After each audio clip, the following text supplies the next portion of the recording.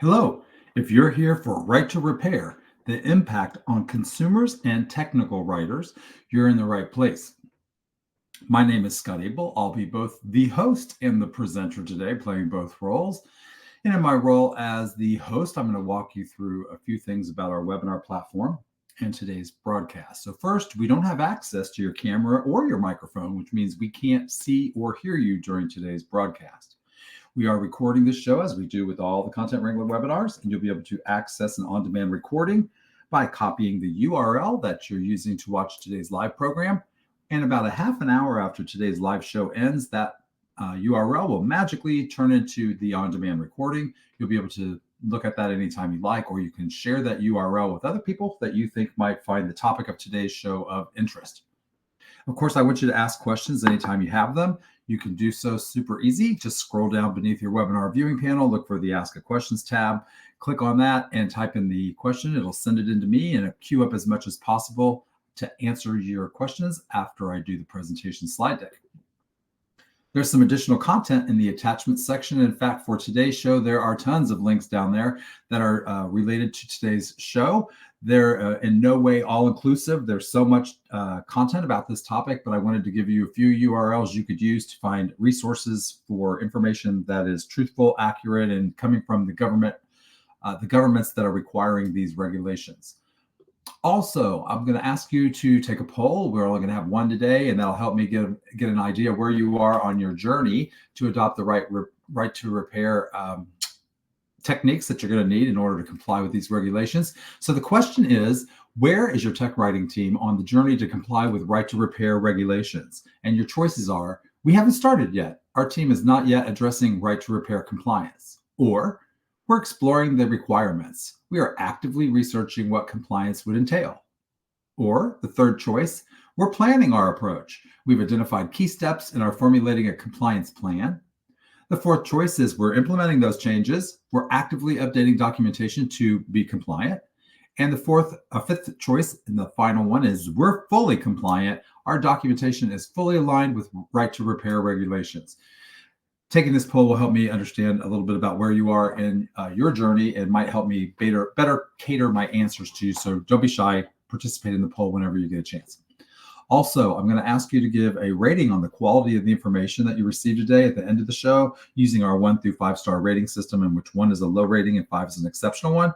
There's also a little field into which you can type some feedback, and that will come directly to me. So I appreciate it. If you've got anything you'd like to say at the end of the show, definitely take a moment before you leave and fill out our rating system. Speaking of ratings, I rate the conference LavaCon, one of my favorites. In fact, one of the top ones for technical communicators and information developers. This is the annual conference on content strategy and technical documentation management. It takes place this year in Atlanta, Georgia, October the 5th through the 8th. We'll be convening there. About 400 technical communicators and other ancillary professions.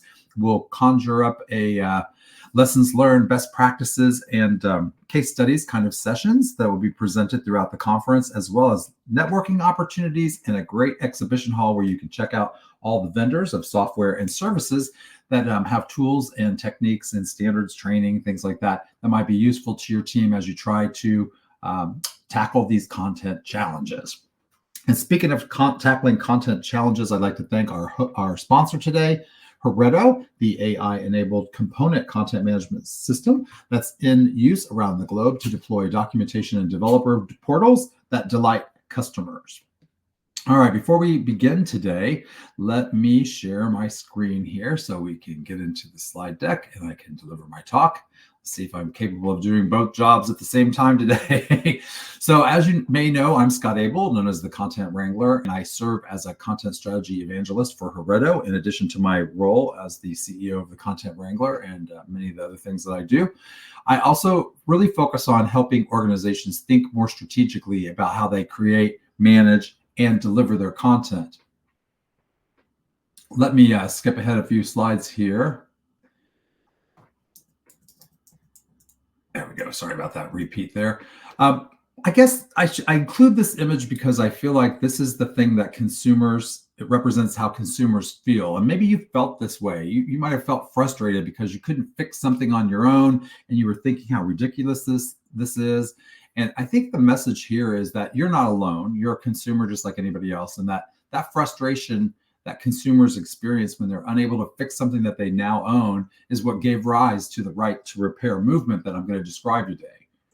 And this movement's consumer driven. It's a push to make repairs easier, more affordable, and frankly, more accessible.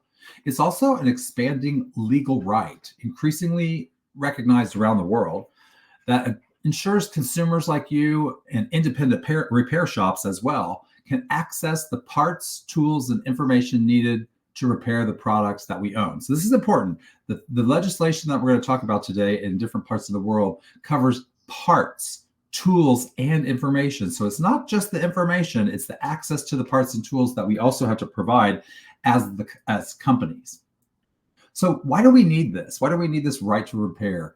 And I think the simple explanation is because manufacturers design products that are increasingly difficult or impossible to repair without special tools, maybe a special software package, or some parts that you probably don't have laying around your house or office. But let's look at like 4 common challenges that consumers say are frustrating to them that they face when they're trying to tackle these problems with products they own. Number 1, they can barely get them open. That's because proprietary fasteners are used by manufacturers to make repairs difficult by requiring specialized tools that are often unavailable, or maybe even a consumer or independent repair shop wouldn't know where to look for them or how to find them, let alone what they're called. So the use of proprietary fasteners is bad because it restricts access to basic repairs, it increases costs for everybody, and it forces us to rely on manufacturer-provided services, which reduces our ability to fix the things that we own. That's one of the main drivers. One of the second ones is that replacement parts are nearly impossible to purchase. We're often forced to replace entire products rather than fix some minor issue that could have been a lot less expensive to fix and maybe even faster. When replacement parts are impossible to purchase or difficult to locate, that increases our costs. It contributes to electronic digital waste that we're polluting the earth with, and it limits independent repair shops, those entrepreneurial adventures, from offering affordable repair services to help everybody with these devices to get them fixed. And 3, and this is kind of one of the things that make people the most upset, is that once they figure out how to open a device, it turns out that many products have internal components that are glued together to make it more difficult to do this. And so what happens is glued internal components make the repairs significantly harder, and it increases the risk of damage during disassembly, which can cause problems if you're trying to get a manufacturer to help you, especially if they think you've damaged the product during your attempt to repair. And although product warranties in the US currently cannot be voided, just because you've tried to self-repair or you've had a third party try to help you, manufacturers can, according to lawyers, and they do, deny coverage if self-repair leads to additional damage. So of course that glue is going to increase the chances that you're going to experience that. The source of this information, by the way, is from something called the Magnuson-Moss Warranty Act. Magnuson-Moss Warranty Act. And I may not have put that in the attachment section, but if you Google that, you'll be able to learn all about the warranties and what manufacturers are allegedly supposed to be doing and see if your firms are following those rules. And the fourth thing that really gets consumers is that repair information is hidden from their view. It's treated like a secret. You know, we consumers and I guess independent repair shops are denied the guidance needed to fix the products. And that limits our repair options. Again, it drives up costs, it forces us to rely on manufacturer-provided services, and reduces our choice while increasing waste. All pretty bad things that we don't want to do. So what's the gist? I think it is this. The right to repair movement promotes affordability, sustainability, and empowers people like us to maintain and extend the life of the things that we buy. It's pretty simple. So what kinds of products are impacted? Well, it turns out regulations around the globe are touching a wide variety of industries, and they're covering an increasing variety of product types. In fact, electronics laws are forcing manufacturers to provide repair documentation and parts for devices like I don't know, things that you've got around your house, probably tablets, laptops, phones, gaming consoles, electronic consumer devices. Those are all very popular, and there's so many of them. And of course, they replace them by upgrading them so often that they want us to buy new ones, and they discourage us from fixing our current electronics that we own. Household appliances, especially the big ones, these are super important. Products such as washing machines, dryers, vacuum cleaners are now covered in some right to repair laws. And this introduces a whole variety of opportunities for would-be home repair people to find out how to fix or maintain their household appliances, as well as allows for maybe a secondary market of household appliance repair people to blossom. And the transportation industry is also affected. It has major implications for places you probably see in the photo here, like a photo of an automotive shop where independent mechanics need to access diagnostic tools and repair data in order to do the best job of fixing your car.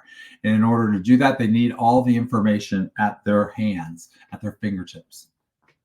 And of course, medical devices. This seems like one at first I was like, I'm not sure I want anybody in my household repairing my medical device, but I don't think that's what this is about. The industries that are impacted by this are usually hospital corporations, and they seem to be, especially since the pandemic, demanding the right to fix many of their own medical devices rather than solely relying on manufacturer service contracts, which is how they currently do it. In fact, during the COVID-19 pandemic, there were hospitals that struggled to repair the equipment that they needed to keep people alive because there was a restriction on the manufacturer on the parts in the manuals. And that, of course, now we know this, and it highlights the urgent need for right to repair laws and that prompt hospitals to be able to do the work that they need and push for access to essential repair resources. If only they had the resources, they could probably train somebody on their team to know about each of the devices, what needs to be done to repair and maintain them. But of course, they'll need the information, the parts, and the tools to do so. And then we've got industrial equipment. I'm showing you a picture here of farming. It's the kind of an industry now. I mean, industrial industry has been industrialized, but it's not just tractors. It's things like HVAC systems and big, heavy moving equipment that's used in construction. But farmers have been particularly vocal because they want to advocate for their right to repair because they found themselves locked out of repairing their own tractors without expensive dealer support. You can Google this. It's the case of John Deere, I believe, has some challenges with this right to repair. And there were some farmers who were particularly upset by the way they were handling it. And it led to some legislation that was meant to help ease the pain on those farmers. So what about us? What about technical writers? As these new regulations are popping up everywhere, tech writers are now expected to create a broader range of content to meet these legal requirements. And that's important to know. It's content that goes beyond what we think of as traditional user assistance.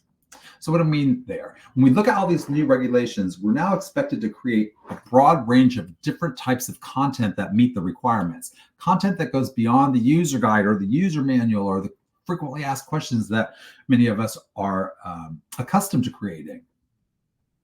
Internationally, in the EU, they're actually leading the charge with comprehensive right to repair regulations.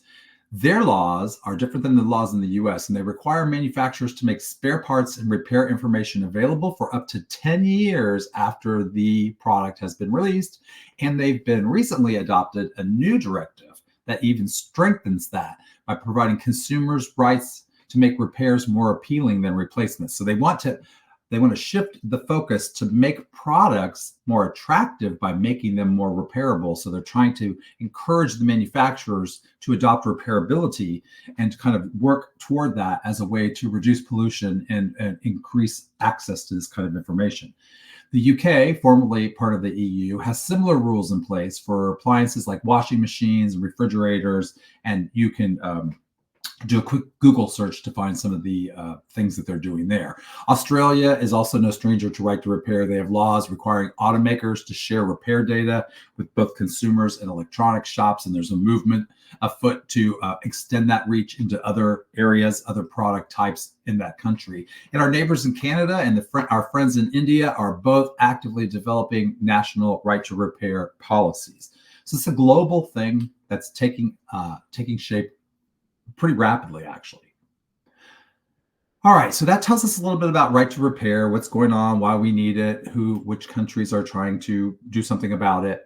Let's look briefly at four ways that the right to repair impacts the work that technical communicators are expected to do.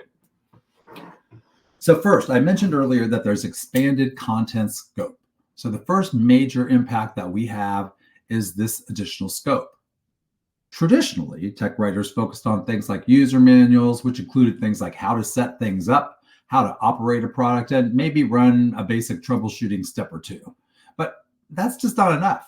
In order to comply with right to repair rules, we're going to have to create what they call clear and detailed disassembly instructions that guide consumers and repair professionals through safely opening products and accessing the internal components in order to be able to diagnose and repair them. And disassembly instructions have to include things like step-by-step guidance, tool requirements, and visual aids to minimize the risk of damage during repairs and to ensure that compliance with safety standards is also documented. So there's some really specific things that we're going to have to do when we start to talk about how do you disassemble a product.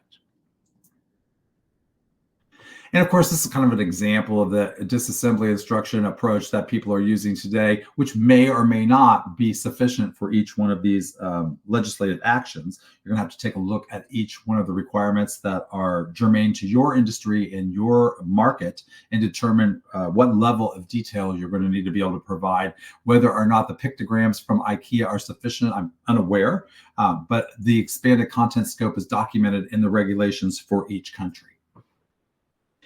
And along with disassembly, as I would imagine you've probably guessed by now, is reassembly. So we're going to have to provide clear reassembly instructions in order to guide users to safely put those products back together after they've repaired them. And these instructions are going to have to outline proper alignment, fastener placement, any kind of calibration steps needed to ensure the product functions correctly, and maybe tests for safety after reassembly to make sure it's been done correctly. This is particularly important in any kind of product that could hurt a person or damage some kind of system and introduce some liability for the manufacturer. You can take a look at these kinds of examples here, where they're trying to comply by putting the graphics right inside there. They're talking about fasteners. They're talking about where you get them. They're talking about how to reassemble them using these pieces, all things that may or may not currently be in your documentation set. And included in the expanded content scope is something interesting that I think is really valuable, which is we now must include damaged part identification information. That means we have to help users recognize faulty components. In order to do that, we're going to have to provide visual references, written descriptions of common failure signs, and guidance on how to distinguish worn or defective parts from those parts that are still functional. You might have heard that's a pretty big thing right there. And we may or may not be doing that in our documentation, but under these regulations, we will be required to do so in order to remain compliant. Impact number 2. This is the simple one. We're just moving from how to use to how to fix. And actually, we're not moving away from how to use. We're bringing how to fix and how to use together. And these right to repair rules require us to shift in focus. We're no longer just allowed to explain how to use a product. We now have to be able to help people understand how they fix it, both safely and responsibly. The third impact is the format and delivery challenges. There's going to be some changes here. The right to repair rules increasingly require manufacturers to make repair instructions available digitally and most often for free, so that consumers and independent repair shops can access them easily and they don't have anything preventing them from getting to the content once it's released. Those delivery changes means we're going to need to prioritize digital first content strategies. If you're a manufacturer of physical products and you are not digital first as far as your content that you're providing to consumers, you're going to need to reconsider that. Because providing a centralized platform or a portal where you can put all of your published product information allows users to easily access repair manuals, disassembly guides, part lists, troubleshooting content all in one place.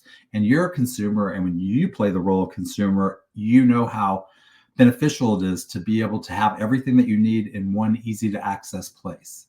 So I expect more portals that are designed to enhance accessibility, support keyword searches, enable personalized content experiences, and simplify content updates, because we have to keep this repair information accurate and current in order to remain compliant. All the things that help us comply with right to repair mandates are good things, and they help us do just better work as content professionals, regardless of whether there were regulations in place asking us to do so. And of course, the delivery challenge also is about accessibility. Accessibility needs to play a larger role in technical documentation than it has historically. Since repair information is required to be quote unquote widely available, that means they're going to need to meet the web content accessibility guidelines and standards that many governments publish to help make sure that the content is accessible to all people, including those with different abilities. So we're going to need to ensure that our text is accessible to all, that alt or alternative text is added to our images, and we want to be able to test whether interactive content is even usable with screen readers. It's just not sufficient to say, oh yeah, our software says that that is the case. We're going to need to test it and make sure that the screen reader can actually get the information they need to successfully repair, disassemble, reassemble the products that they need. And they're going to need to be able to also access and purchase or somehow acquire the tools and the parts that are documented in your documentation regarding those repair instructions. That's a large order, and it's something that we've skipped over, if I had to be honest, about most of my customers over the year. Say accessibility is a nice to have. Now it seems to be a requirement in certain places. Impact number 4. This is particularly interesting because visuals are super important, and there is a group of technical professionals in the technical communication space called technical illustrators. They're people who create visual aids that are essential to understanding how to repair, replace, maintain, disassemble, reassemble parts and components that are in the products that you have. So tech writers will need to embrace new content formats that help us enhance that clarity and provide the usability required of consumers and individual repair shops in order to use these graphics in ways that are helpful. These visual aids will include things like annotated diagrams, exploded views that show individual parts, and step-by-step images that can help consumers, especially non-technical users, better understand the repair procedures. In some cases, video tutorials may be the best way to explain complex repairs, particularly for procedures that involve multiple steps or delicate components. But again, we're going to have to figure out an alternative way to provide that information to people who are visually impaired, and that'll be a challenge for some manufacturers as well. There are other content types that are going to be necessary. You can take a look at one of these examples here. Consumers will need some kind of clear information showing which part to replace, how would they identify it, and what tools are required in order to get at that particular thing they want to replace. So we're going to need to make detailed list of required tools and provide guidance on where to purchase them or acquire them from. And this will make the repair process far more approachable for people who are confused by the lack of that information and the inability to find the parts and tools that they need. And of course, if you're talking about content types, multimedia has taken rise, and there's not a day that goes by that you probably haven't seen a video. So I'm guessing a combination of text, visuals, and interactive content is what consumers expect, because we're all consumers and we have those expectations. But regulators are consumers too, and they expect it even more. So imagine a repair portal for, let's say, a refrigerator. The guide might include a labeled diagram showing where the main circuit board is located. Maybe there's a video that demonstrates how to safely identify and remove the circuit board. And maybe there's a table that lists the exact tools and maybe the part numbers required to complete the fix, along with some instructions on how to do so. All of that needs to be wrapped up and, of course, tagged with metadata so it can be delivered to the right person at the right time in the right format about the product that they are trying to repair or otherwise maintain. So taking a breath for just a minute to say, first of all, thank you for being here. I appreciate everything. I hope if you've got any questions, you can use the Ask a Questions tab located beneath your webinar viewing panel to send in a question. I'm going to go ahead and tackle a few things here to kind of talk a little bit about the technical writing aspect and what goes on in our industry and how this might help us meet these compliance regulations. So now that we know the right to repair demands manufacturers to do specific things, let's look at how DITA XML-based component content management system publishing pipelines might help tech writers meet the demands of these regulations. All right, clear and consistent. So it turns out that repair manuals must be clear and consistent, and I'm glad that they're requiring this. Tech doc teams that create DITA content use structured content models that enforce consistency already across all their documents. So no matter who writes them or how often they're updated, you're going to be seeing the same content over and over again. And because DITA supports modular content reuse, we can write something once and reuse it wherever it applies without introducing an inconsistency in the repair content. That's super important. Some right to repair rules also include a localization requirement, and a component content management system simplifies localization by managing translated content at the component level, which avoids redundant translation costs, but also ensures consistency of terminology and how we talk about things across all of our languages and the various information products that we're responsible for delivering.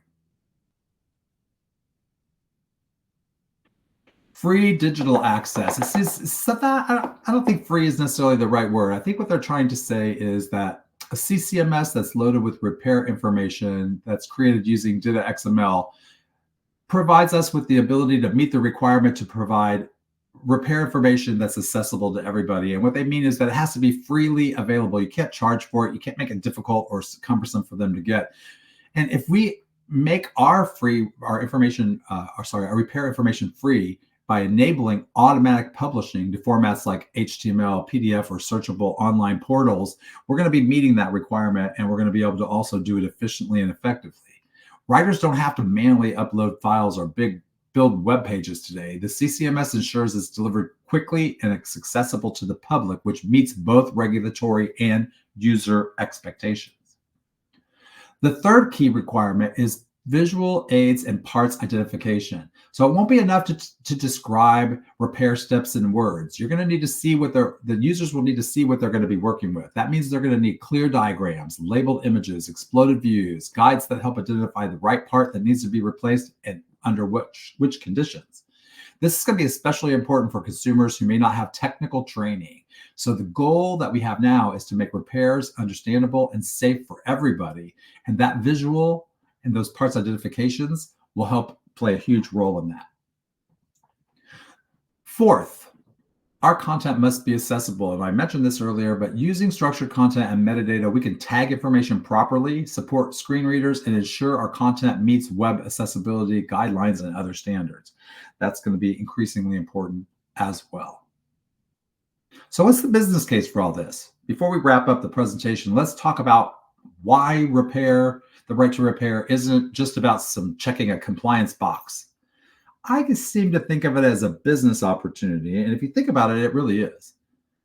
Because there are drivers to adoption here.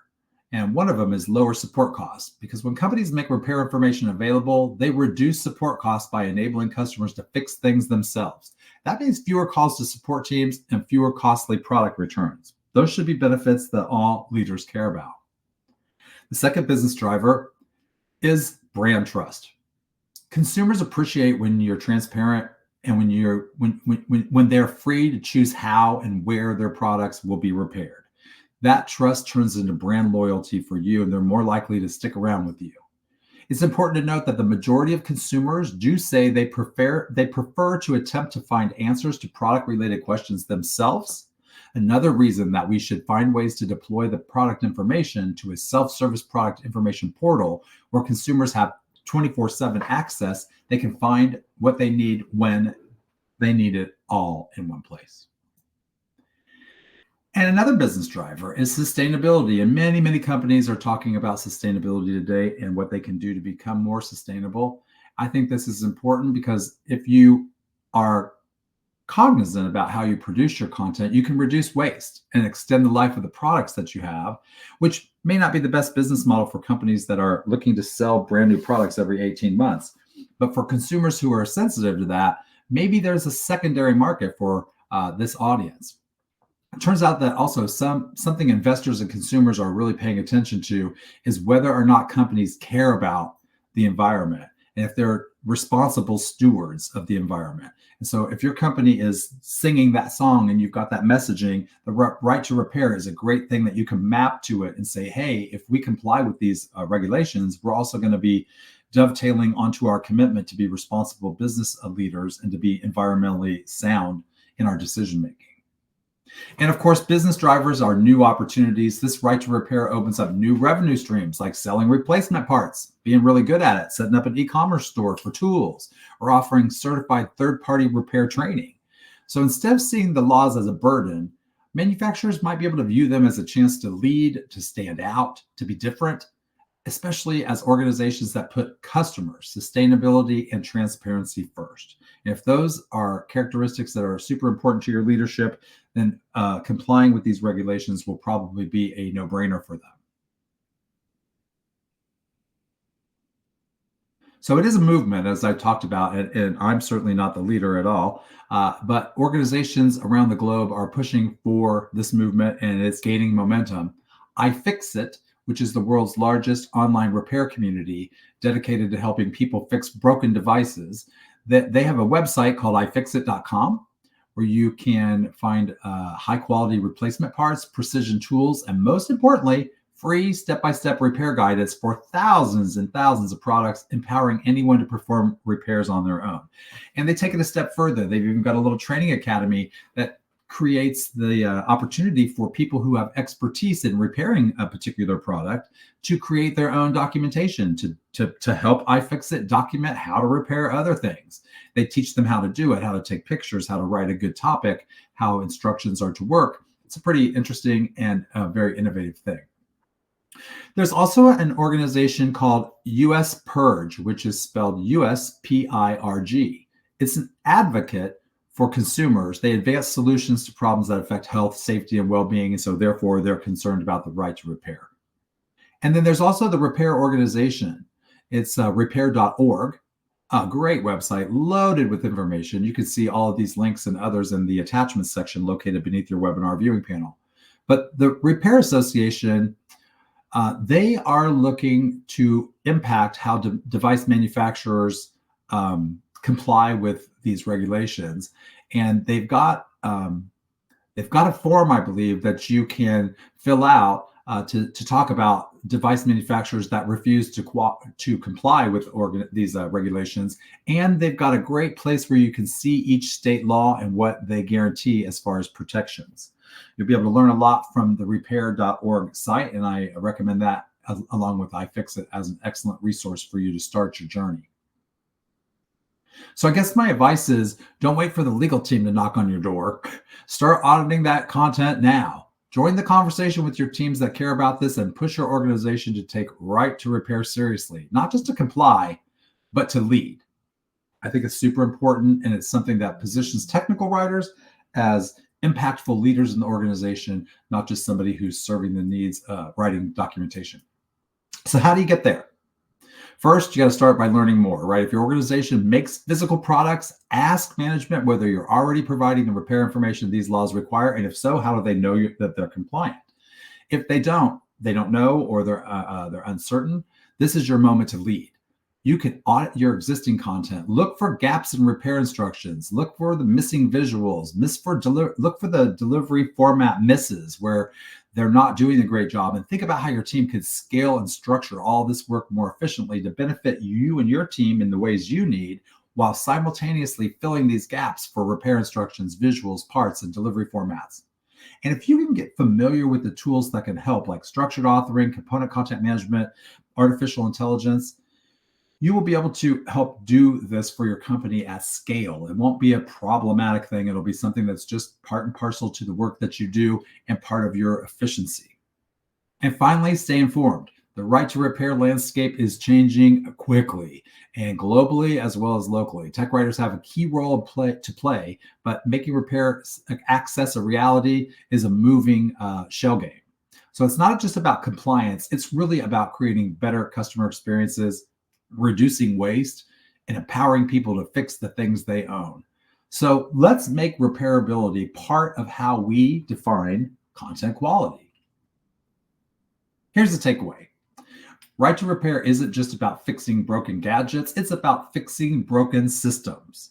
And technical writers, we're not on the sidelines. We are right in the thick of it, turning screwdrivers into sentences and using user frustration into empowerment.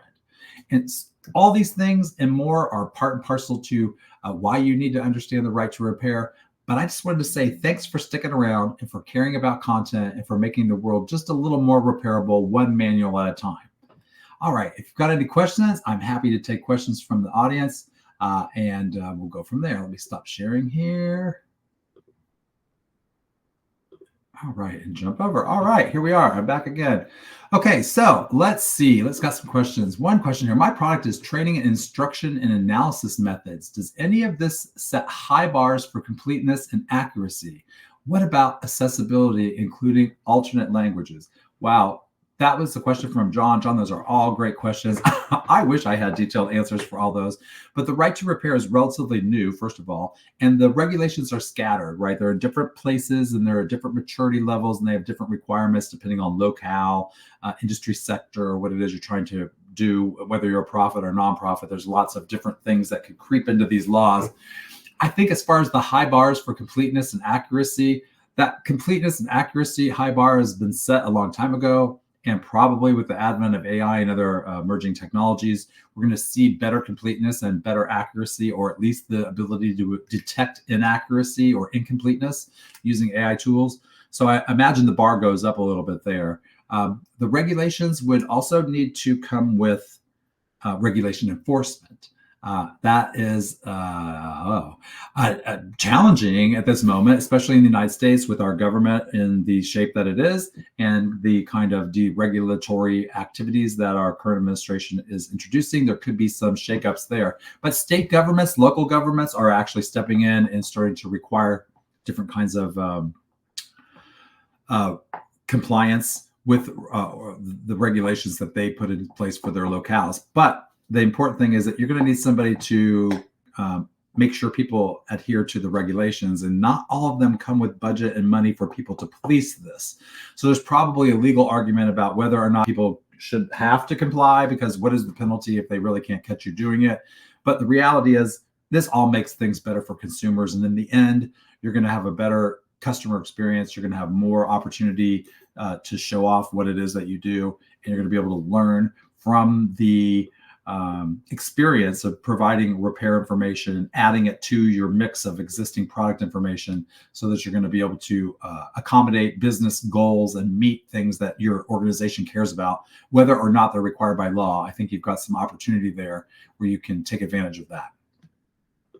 One of the other questions is, with artificial intelligence, couldn't we just make AI do all that? Yeah, I wish that was the I wish that was the thing, but I don't think that's really a thing.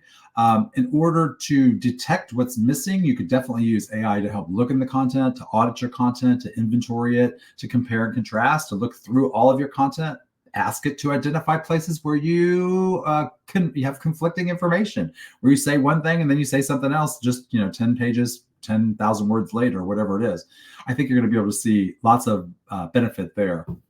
And the right to repair will definitely not change in significant ways just because the United States government is behaving the way that it is in this time. Other governments are already stepping in, and they're requiring U.S. manufacturers, just like they are manufacturers in their own country, to comply with these laws. I could see a push for that amongst American companies, especially. And let's see, the last question was about the right to repair extending to other things, non-physical products. Well, I haven't seen that yet. I would imagine that there will be some kind of situation that maybe with software, I don't know, that we make the same kind of arguments, that there are some instances when we shouldn't have to pay for something. We should be able to do it ourselves. I just haven't wrapped my head around what that might look like. Okay, well, I think that's all the questions we have for today, but I wanted to tell you that in the attachments section, just beneath your webinar viewing panel, you can find a link to the iFixit website, which if you go there, you will love it. First of all, it's a great website, and you will see that they are doing great work with technical writing and also equipping people with the ability to repair a host of devices from motorcycles to vacuum cleaners and all manner of consumer electronics. Also, Consumer Reports, there's a link to that magazine, has an article called New State Laws Just Made It Easier to Repair Electronics, which will be very interesting for you. There's also a link to the Apple iPhone Right to Repair efforts. It's what Apple says. It's an article from Wired Magazine about how they're complying. There's an interesting story about McDonald's ice cream machines and the right to repair those. It turns out that those machines break down, which is why when you go through the drive-thru and order some kind of ice cream product, they may not have it available because they may not be able to get somebody to repair the ice cream machine. And so for McDonald's, most of the or many of the store owners are franchises. They're not part of the McDonald's corporation. They buy into it and they part of the McDonald's corporation. And for the money that they pay or however they work out that business deal, they get access to some of this stuff, which would include some of this equipment. And there was a inability for the local person at McDonald's to learn how to fix their own damn machine. So they were not very happy about that, and that triggered that. There's also a link in the attachment sections to the EU's right to repair rules. And because the EU spans across many countries, you will see that there's a host of interesting topics in there that will probably extend to the United States and other places. The EU just happened to be first at launching a lot of these initiatives. There's an article about the 30 US states that are working to adopt right to repair legislation right now. There's like maybe 10 or 11 that already have, but there are 30 that are working on it. And so that's going to be important for you to understand because we will have a patchwork quilt of regulations if the feds don't allow for us to have a federal regulation that everyone can comply with. And then there's the Fair Act, which is called HR 906, which is U.S. right to repair federal legislation, which has been moving through Congress for a while, but there's not a lot of movement in our government right now, so that may or may not be a priority. You can also find a link to the Farm Equipment Bill, the repair bill for farm equipment and industrial equipment. There's another one from the National Agricultural Law Center on the right to repair with these big equipment pieces. Massachusetts has a right to repair coalition that you can query. You can ask them questions. They've got a representative that tries to advocate for sharing this information and why you should adopt the techniques that you're going to need in order to comply. There's a New York Digital Fair Repair Act that's also documented in the attachments section, along with the UK government, the Australian government. The French Repairability Index is super interesting. If you are interested in this topic, dive into the French Repairability Index. Even though France is part of the EU, this is also a separate initiative. And then there's the European Environmental Bureau's Repair Index, where they, I believe, rank the repairability of some of these things. So super interesting topic. I think we're going to see a lot of momentum continue in this way. And I really want to thank you for being here today and allowing me to share what I've learned about the right to repair. I appreciate it if you leave me a rating on the way out the door, letting me know about the quality of the information that you received today on a 1 through 5 star rating system, with 1 being a low rating and 5 being an exceptional one. There's also a little field into which you can type some feedback. And of course, I will share that feedback with myself. So please don't be shy on the way out the door. Let me know a little bit about what you learned today or what you think. And give me a rating. I really appreciate it. And I also appreciate you being a potential attendee, coming to see me at the LavaCon conference in Atlanta, Georgia, October the 5th through the 8th, the Content Strategy and Technical Communication event you do not want to miss. You can save 10% off the cost of registration when you use our discount code TCW at checkout. And of course, thanks to Hereto, you can learn all about them and their component content management system by surfing over to their website at Hereto.com. You've been watching The Right to Repair, the impact on consumers and technical writers with Scott Abel. Thanks for joining me today. I appreciate you being here. As always, be safe, be well, and keep doing great work. I'll see you on another episode of the Content Wrangler webinar series in the near future. Thanks for joining me.